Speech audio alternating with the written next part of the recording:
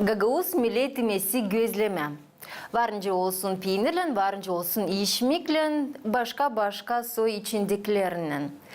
Bu yemeği evde çoğu insanlar yaparlar. O tok tutar, o besler, hem de onu hepsi beğenir. Belli ki evde analar babalar çağırırlar, uşaklar yardım etsinler. O sırada sadem koyarlar onları üstüne gözleme. Bu bir ama çanti onlar alay toplanıp yaparlar o gözlemeleri. Hamuru yazarlar, doldururlar, içlerini sorumda yerler, tatlı. Onun ne kendi ellerine yaptılar. Bu başka bir şey. Böyle bir oluşu Komrat kasabasında geçirdiler. Maria hem de Ivan Arnavut ailesinde nereye teklif edildi? Bütün bir klas Gavril Gaydarji лицеyinden. Bakacağız şimdi ne oldu acaba? Меня зовут Зинаида Владимировна, я классный руководитель 4 класса лицея имени Гайдаржи. Мы пришли на мастер-класс, печем, жарим гюзлемя, гагаузские гюзлемя. Я думаю, что соблюдение традиций страны, государства, в котором мы живем, очень важно и для подрастающего поколения, а также для взрослых людей. У них сегодня театр, такое мероприятие. И чтобы этот день не пропадал зря, и собрать этих деток вместе, мы решили дополнить этот театр, это мероприятие, вот таким вот ручным мастер-классом. Я счастлива присутствовать на этом мастер-классе, скажу вам честно, я поймала кучу удовольствий, детки замечательные. Мне кажется, им понравилось, и мне кажется, они еще больше сплотились, это их еще больше укрепило, их дух. А вообще, скажу честно, наверное, такие вещи надо делать чаще, это поднимает настроение. Как сказала моя свекровь, это действительно пригодится им в будущем. Ну и это подняло настроение всем, не только мне.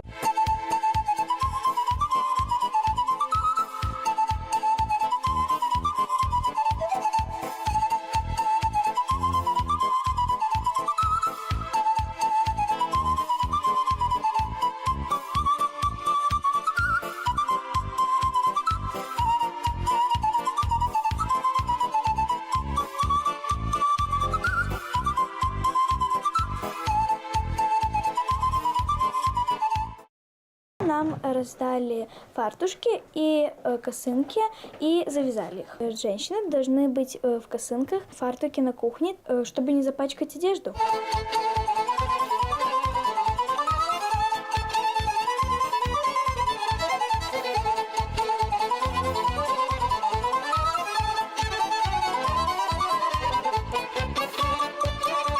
Сегодня на мастер-классе нас научили, как правильно готовить гюзлемя.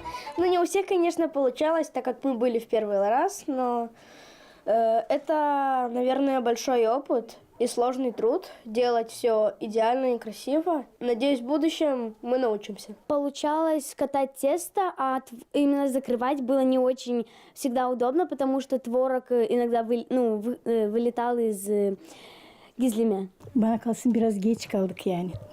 Çok yerken bunu gerekiyor çekelim. Çünkü bu ana kokusu. Yevin kokusu bu. Yevin kökü. Bizim Halis Gagavuzya'mızın bu başı, kökü yani. Gözleme yapmak, kurban. Çok işler bunlar yani. Bunlar uşaklar mutlaka gerekiyor bilsinler yani. Nasıl yani? Bunsuz bizim gider mi öteye doğru tarafımız. Okuldan gelirdik. 5 çocuktuk. Ya hem birimiz hamur yapardı, birimiz yazardı. Yemeğimiz vardı. Yani kendi kendimizi biz kurtarardık. Anam babam kırda çalışırlar. Öyle. Yani gözleme hem böyle bir kolay, hem değerinden gelir bir şey. Yani şimdi her şey var gözleme yapma. Yani eskiden yağımda kotlon yaksınlar. Peyniri yapsınlar. Yani şimdi gitmişsin almışsın hepsi var. Yani çok kolay. Bunu da bilmeden uşaklar yani. Ne söyleyeyim? Gerekiyor bilsinler. Bir nostalji bana çünkü çok işledim çocuk yuvasında, çocuk okulunda. Yani uşaklarla bir binerdim. O kadar binerdim. Her şeye onları öğretirdim. Öyle. Yani hepsini bilsinler. Ne bileyim çıkardık öyle bir şeyler yıkardık, kazardık uşaklarla. Süpürerdik, toplardık, yürüderdim bulaşık yıkasınlar. Yardımcı olsunlar. Süpürme, çocuk bilir kana her bir işi. Yani bilin hani o kaybedilmeyecek.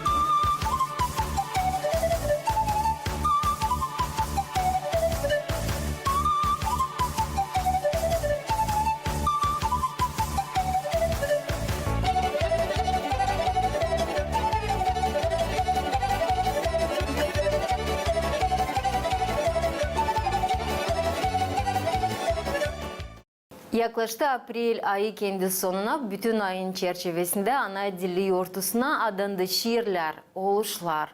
Kimisi video çekti, kimisi türkü çaldı, kim oyunları oynadı, liselerde, gimnaziyalarda, uşak bahçelerinde, her yerde, üretim uğrunda, bilimcilik merkezlerinin uğrunda geçirilendi oluşlar.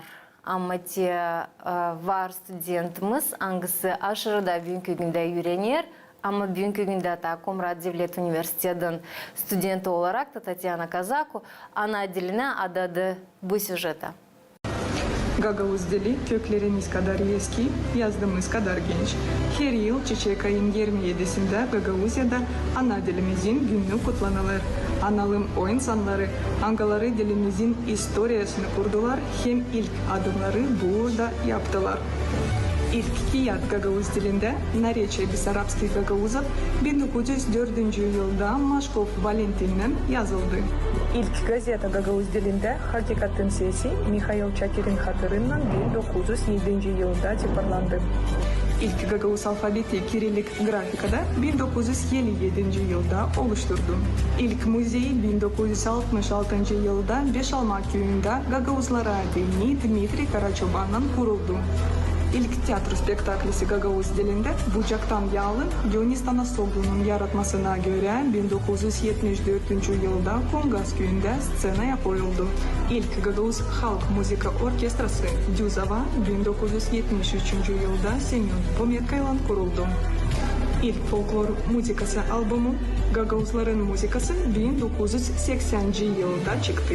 Onu Mikhail Koltsov topladı.